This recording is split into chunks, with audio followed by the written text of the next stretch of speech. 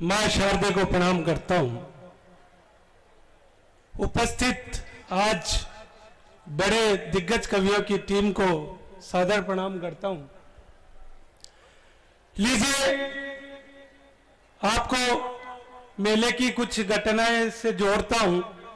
मैं कल मेला घूमने गया, अपनी पत्नी को भी ले गया। हालांकि मेले में पत्नी को नहीं ले जाना चाहिए, इससे बहुत नुकसान होता है और आदमियों का तो ज्यादा ही नुकसान होता है, क्योंकि उसको पूरे मेले में चौकीदारी करनी पड़ती है और जहां जहां भी पत्नी जाती है उसको शॉपिंग करवानी पड़ती है।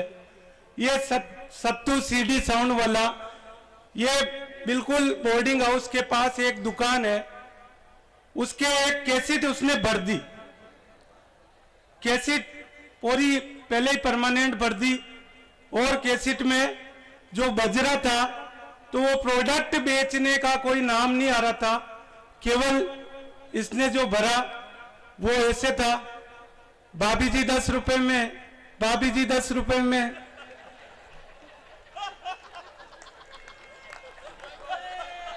प्रोडक्ट का नाम भूल गए, ये इसकी गलती है।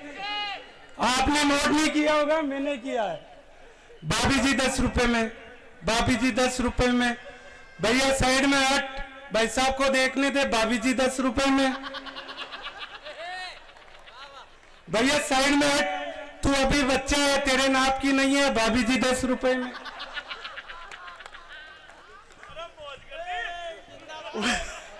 यार ताली बजाओ यार, एक बार जोरदार। मैं उसके पास गया, मैंने कहा अगर ये वाकई में भाभी जी 10 रुपए में बेच रहा हो तो मेरी वाली भी लेके आऊं। हो जाता है साहब। वो अपने अनाउंसर पवन जी बसेर कंट्रोल रूम से बोल रहे थे, एक आम सूचना है, एक पीले रंग की लुगड़ी और हरे रंग का घाघरा पहने एक औरत अपने पति से बिछुड़ गई है। उसने माथे पे वो लगा रखा है, कमर में कणत्ती पहन रखी है, नाक में नथ है। फिर अनिल जी पौंड्रिक उनके पास ही बैठे थे, थने इन्हें लुगाई ने फांसी देनी है, नाते रखनी है।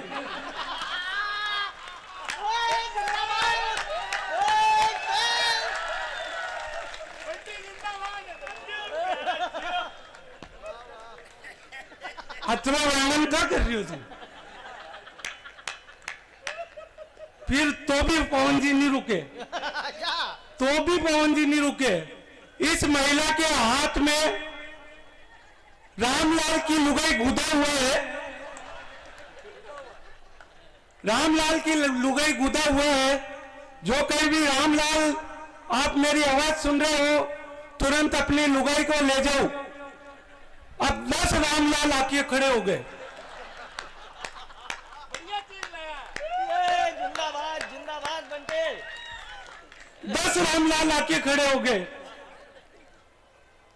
फिर पवन जी संशय में, अब इनमें से लुगाई किसकी, तो लुगाई को ही पूछ लिया, तू किसकी है?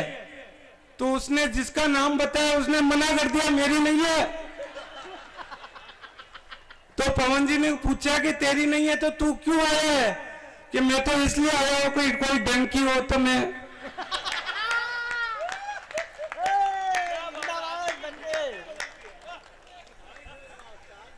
अच्छा, 8-10 लोग पुप्पाड़ियां बजा रहे थे, छोरे 8-10 छोरे पुप्पाड़ियां बजा रहे थे। छोरियों को देख के मैंने उनको कहा, रे ऐसे अगर छोरियां पटरी होती तो सारे के सारे भारत के लड़के आज इंजीनियरिंग नहीं कर रहे होते, बैंड बाजे में भर्ती हो गए होते।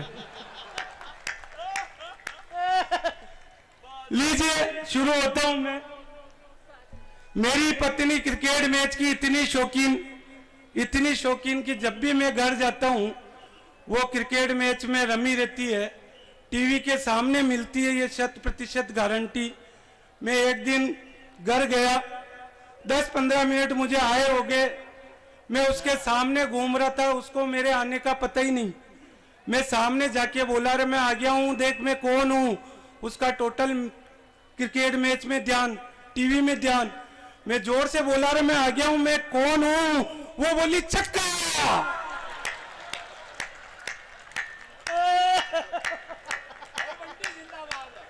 अरे यार लाजवाब है। हालांकि छक्का मैच में लगा है। जिंदाबाद बंटे। मैं रोज सुबह 8 बजे उठता हूँ। मैं रोज सुबह 8 बजे उठता हूँ। अगले दिन 6 बजे उठ गया। पत्नी चौक का झाड़ू लगा रही थी। मैंने पीछे जाके आंखें बंद करी। मैंने कहा आप बता मैं कौन हूँ। वो बोली सुबह सुबह 6 बजे और कोई हो उसके, वही दूध वाला बेरूलाल जी। हो जाता है साहब। मैंने मेरी पत्नी को पूछा, रे मैं मर गया तो तू किसके साथ रहेगी। मेरी पत्नी बोली आपके मरने के बाद मेरा कौन है, मेरी एक छोटी बहन है, उसके साथ रह लूंगी। मेरी पत्नी ने तुरंत सवाल किया, क्यों जी मैं मर गई तो आप किसके साथ रहोगे।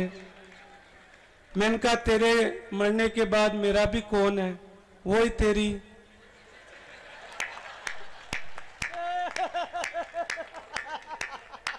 इस मंच पे 2-3 मास्टर भी बैठे हैं सब, और मास्टर खतरनाक जाति होती है। एक मास्टर के 5-7 साल पुराना मेडिकल का बिल पास हुआ। बुद्धि भाई साहब सुनना, एक मास्टर के 5-7 साल पुराना मेडिकल का बिल पास हुआ। दूसरे स्टाफ वालों को पता लग गई कि मार साहब के 10-1 हजार का मेडिकल का बिल पास हुआ है। सारे मास्टर इकट्ठा होके उसके पास गए, बोले मार साहब आज तो पार्टी देनी पड़ेगी। अब मार साहब और पार्टी, उसने कहा ज्यादा से ज्यादा मैं घर ले जाके आपको चाय पिला सकता हूं, इससे ज्यादा मैं कुछ भी नहीं कर सकता। 8-10 ही मास्टर उसके घर गए, पत्नी को बोला चाय बना दे। पत्नी ने कहा आप तो अचानक ही लिए, घर में तो शक्कर ही नहीं है, कि तू तो फीकी बना मैं सब निपट लूंगा। फीकी चाय बना दी, 8-10 मास्टर को परोस दी। अब के उस मास्टर ने चाय चाल के ली। उसने कहा इनमें से कोई भी एक चाय फीकी हो सकती है, और जिसके भी फीकी चाय आएगी उसको अगली पार्टी देनी पड़ेगी। खुल के बजा दो। सारे मास्टर फीकी चाय को गटक रहे हैं। कोई माइकल लाल ने ये नहीं कहा कि ये चाय फीकी है, पर एक मास्टर ने तो हद ही कर दी। वो बोला, एक मास्टर ने तो हद ही कर दी। वो बोला भाभी जी अतरी भी मीठी बनाओगी।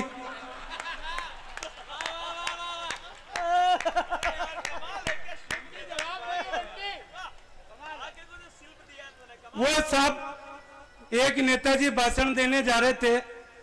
हमारे रघुनंदन जी चेयरमैन साहब जैसे जनप्रिय नेता होना मतलब बहुत मेहनत की बात होती है, मगर कुछ नेता ऐसे भी होते हैं जिनसे हम गले तक भर जाते हैं। तो ऐसे एक नेता की बात बताऊं, इसको नीचे उतार दो फिर बताऊं। तो मैं कह रहा था, एक नेताजी भाषण देने जा रहे थे, उनकी कार से एक कुत्ता टकरा गया। कुत्ता उसी समय मर गया। नेताजी का दिमाग खराब। उन्होंने कहा मेरी कार को तू सभा स्थल पे ले आना। ड्राइवर को कहा मेरी कार को तू सभा स्थल पे ले आना, मैं दूसरी कार से जा रहा हूं। थोड़ी देर में ड्राइवर फूल मालाओं से लदा हुआ आया। नेताजी का फिर दिमाग खराब। ड्राइवर को पूछा तेरा इतना स्वागत किसने किया। ड्राइवर बोला साहब वो कार का एक्सीडेंट हुआ, कुत्ता मरा। 5-4 पत्रकार लोग इकट्ठे हो गए, 10-20 गांव के लोग इकट्ठे हो गए। मुझसे पूछा क्या हुआ। मैंने तो इतना ही कहा नेताजी का एक्सीडेंट हो गया, कुत्ता मर गया।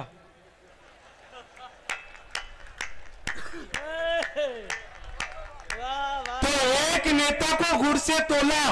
अच्छा, तो गुड़ बोला ये दूसरे पलड़े में किसको धर रहे हो, तुम तो गुड़ और गोबर एक कर रहे हो। वाह वाह वाह वाह। और एक नेता को केलों से तोला। तो केला बोला, हमारे और नेताजी में एक ही भेद है, हम अंदर से सफेद है, ये बाहर से सफेद है।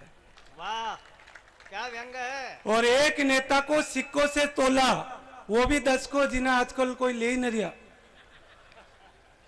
तो एक नेता को सिक्कों से तोला, तो सिक्का बोला, हमारी तो वैसे भी वैल्यू नहीं है, हाथ तो अब मतदाता को ही मलना पड़ेगा, क्योंकि सिक्का तो अब नेताजी का ही चलेगा। वाह वाह वाह वाह। तोलना ही है इन्हें तो गाड़ी बंगला कार से तोलिए, तोलना ही है इन्हें तो भ्रष्टाचार से तोलिए। जो सड़क खा गया उसे सड़क छाप कर दो, अगले चुनाव में ऐसे नेताओं का हिसाब साफ कर दो, हिसाब साफ। वाह वाह वाह वाह वाह। लीजिए, कोरोना काल हमने भुगता है। कोरोना काल में ऐसी ऐसी शादियां हुई है जिनमें प्रशासनिक पाबंदियां थी, 50 या 100 से आदमी ज्यादा नहीं बुला सकते। हाँ। ऐसे में अगर कोई शादी वाला मेहमानों को बुलाए तो वो ये भी चाहता है कि मैं अपने मेहमानों को कार्ड दूं, मगर वो ये भी दुआ कर रहा है कि ये मेहमान नहीं आए। तो मैं आपको पीड़ा इस पैरोडी के माध्यम से बोलता हूं, एक बार जोरदार तालियां बजा दीजिए। स्वागत स्वागत। कि भेज रहे हैं कार्ड तुम्हें पर आना नहीं, भेज रहे हैं कार्ड तुम्हें पर आना नहीं, कसम तुम्हें हाथ जोड़ के, हाथ जोड़ के। ओ मेरे रिश्तेदारा वादा निभाना, कसम है तुम्हें कि कहिया मत जान। भेज रहे कार्ड तुम्हें पर आना नहीं, कि हर पल तुमको ब्याह की याद सताएगी। अच्छा अच्छा, वाह वाह वाह। हर पल तुमको ब्याह की याद सताएगी, पर सीख तुम्हारी घर बैठे और फिर भी ना मानोगे, ब्याह में आओगे तो 100 की लिस्ट से तुम बाहर भेजेंगे तुम्हें मिठाई सबको खिलाना, बुरा मत कहना और न देना तू ताना। भेज रहे कार्ड तुम्हें पर